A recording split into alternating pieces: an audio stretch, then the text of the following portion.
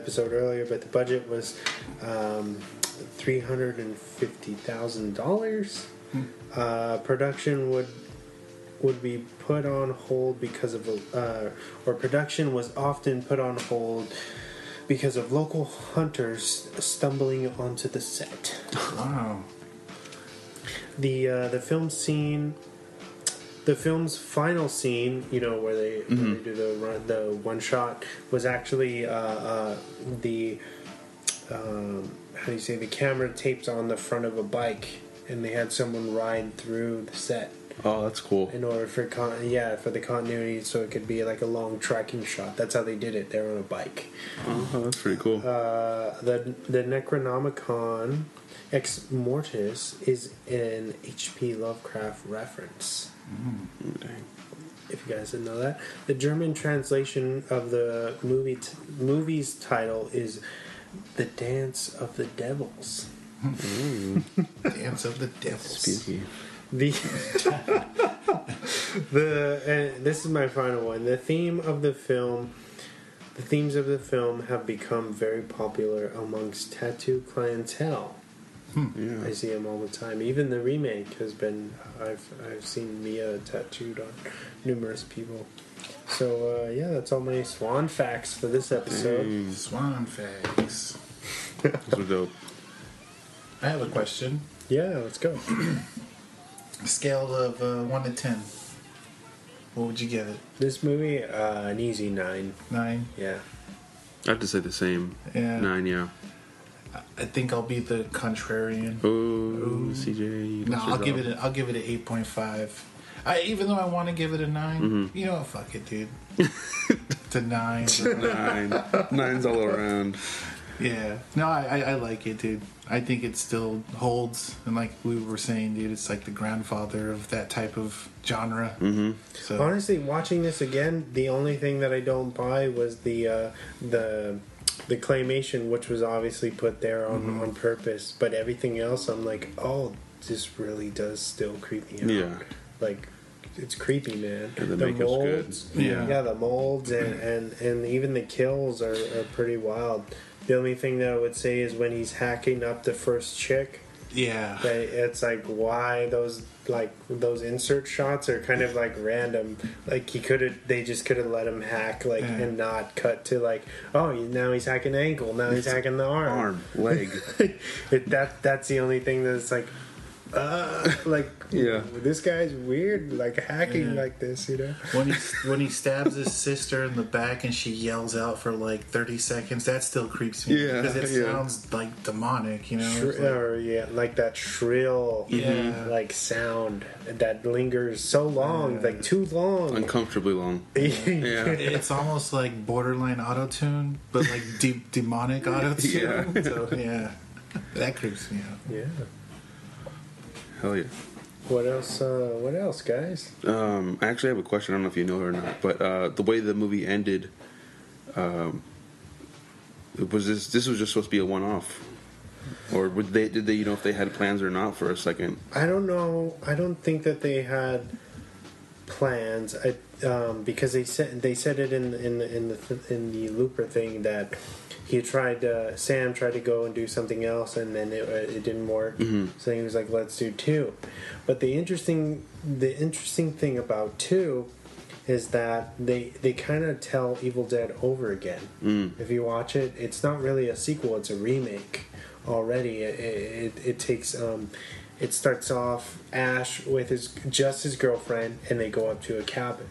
And then he loses his girlfriend gets possessed, and then the whole thing, he carries the entire movie somehow.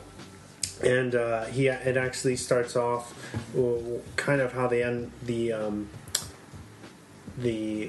first one ends, where he gets possessed and he's running around in the forest, and he's actually possessed for a little while, and then he ends up coming back, but somehow.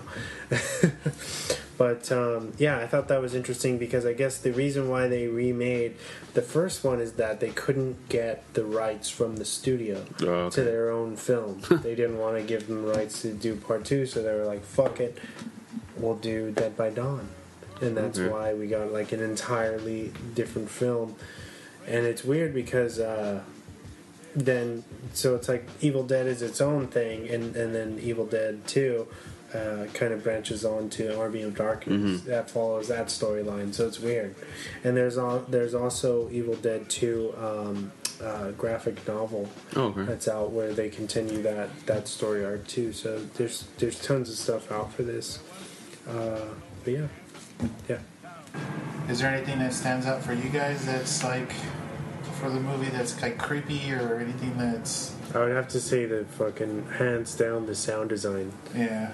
Whatever they did, the shrillness of the voices once the girls get possessed. That's what stands out to me is just like it makes you feel like like I shouldn't be watching this type of shit, you know. I feel like for me the way it's shot, just every like the handheld, very guerrilla. You can tell that it's that it's got that low budget feel, but it feels real, like you're there. I really dig that. Yeah, it's like your friend's like, here, check out this movie. Check how cool it is. yeah, and I like the shots of the camera going through the woods, super fast. That's really cool. I just feel like Bruce Campbell like made this character. It's become so much bigger than the movies and the show. It's its own thing. It really is. It's just funny, to see like the origins of go back and see like Ashley kind of developing, I guess, like they do the chainsaw thing where he can't really cut her up because it's his girlfriend in the shed. He bolts her down and he's gonna dismember her, and he's like, I can't do it. So he's like, oh, I'll fucking bury her instead, and then that doesn't work out because she just comes back and he has to lop her head off when he could have just dismembered her in the goddamn basement in the would have first been place. over.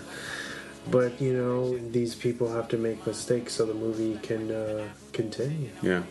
Which is why the chick goes outside by herself. Yeah. And follows that generic trope. But it definitely works for this, because that tree scene is just gnarly. Fuck yeah. Yeah, I think it works so well because it was one of the first movies to actually do that, the whole falling down while she's running through the woods. I don't know about the rape woods scene, but I think that's actually probably the first time too. But well, I think that's a thing. Like it's been talked about that that's very uncomfortable. I think it was put there on purpose. You know what I mean? But it's is that what gives it the NC-17 rating? I don't. That's just weird to me that they put that in there. Or I want to know kind of why. The whole time I'm just thinking about splinters, and I was like, oh man. And then the thing it said that chick was actually she got cut up because they were using real branches and stuff to tie her up. Oh wow, that's crazy. Yeah, she got hurt a lot. Well, everybody got hurt on this set because they had no money.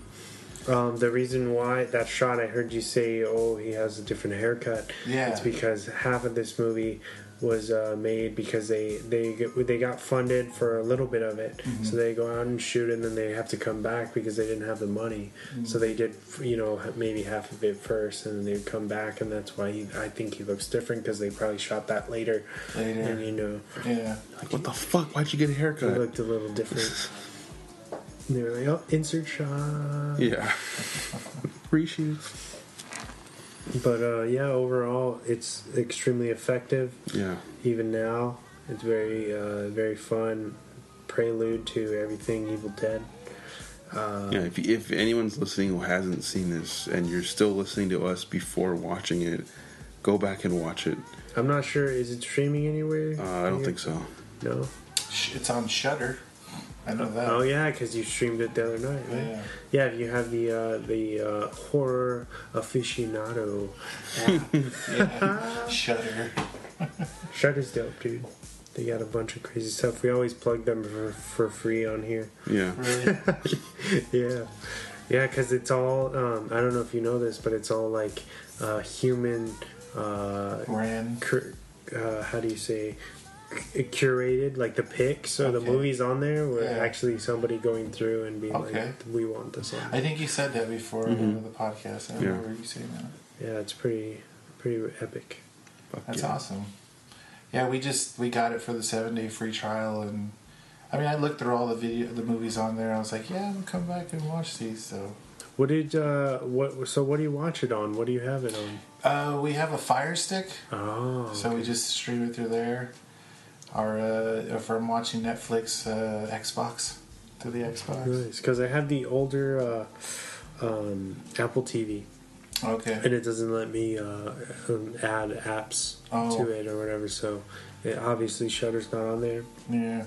And, that's the way that they want me to buy the new one, I guess. Because the new Apple TV, you can add apps and shit. So, whatever. Bastards. Until they upgrade it, and then you can't. Yeah, something exactly. like that, yeah. Makes sense. Did you know Apple's coming out with their own streaming service soon? Don't they already have? Like streaming, like their own like movies and stuff, like Apple movies. Oh, like they're gonna fund people to make movies Yeah. for them? Wow. Kind of like Amazon? Yeah. Amazon Studios? Wow. Well, I dig those movies, the Amazon Studios stuff. That was actually the Joaquin Phoenix movie. What's it called? You Were Never Here? You Were Never Really Here. Okay. Yeah. That's an Amazon Studios film. Wow. Yeah. So That's sick. they do. They definitely do cool independent stuff. Yeah. So yeah, I'm so excited to see what they come out with. What else? Are you all wrapped up already? I have like an off-topic question. Oh yeah. Yeah. Flashpoint Paradox. Can you refresh my memory on what they're doing as far as like, are they shooting or are they going to be doing that? 'Cause I remember you There talked was about it a few times. they interviewed. I forgot how they interviewed somebody who's connected to that movie production, and they said he said in the interview. I think he was on either on like Twitter or interview or something. He was like talking about the movie, and he said, we were calling it Flashpoint.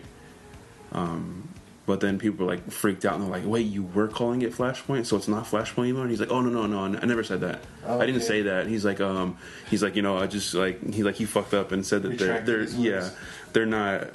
So from what I'm getting is that that's not going to be Flashpoint anymore, which didn't make sense anyways for them. Okay. There's no like people who haven't read that comic book or seen the movie have no idea what Flashpoint is. Yeah, references. When I saw the anime, I was like, man, that would be really cool to make this into a movie. Especially because Thomas Wayne. Yeah. I really like Thomas Wayne's character. And Jeffrey Dean Morgan's pretty into it, and he's up for the idea at least. Negan? Yeah. Yeah. And I know it's like people who don't know about that aren't really gonna understand the whole thing. And the Flash was kind of not really major in the Justice League movie. I mean, he was no one really knows his like deep backstory unless you're a fan of the comic books or the movies or TV show or whatever. But yeah, cool, nice. Oh, did you see Equalizer 2 trailer? What, Denzel? Yeah. What? No. Equalizer 2, yeah, it came out like 2 days ago. No. I forgot to send it to you. I think I just posted it on Facebook. I love the first one, man. The second one is, it looks almost exactly the same. It's like, he has like this big like beard, and he's like on some train, and then he like walks in, and there's like some like Russian dudes. There's always some fucking Russian dudes, or some fucking big ass like some foreign people, and they're like, he walks up to me, he's like, hey, how you doing, or whatever, and then he's like, he's like, you guys ever kidnap a girl before, and something like that, and they're like, those type of questions will get you killed around here. And he's like, oh, okay, and like he's fucking like sets his watch, and then he just fucking like he's one like quick ass scene of him just killing these guys, and then he's like, click, and he clicks it, and he's like, oh, right on time. Nice. And then some other shit happens. I don't want to ruin it, but just watch the trailer. It's pretty cool. Okay. Yeah. Equalizer 2. Shit. Yeah, Denzel making movies nobody even knew was being made. I know. I'm excited for the new Spike Lee film. Which one is that? The Klansman, I think. Oh yeah. It infiltrates the Klan. Because it's Denzel's son playing the protagonist. He's the one on. It's gonna be fun. HBO's Ballers, right? I think so. Okay. Also, we didn't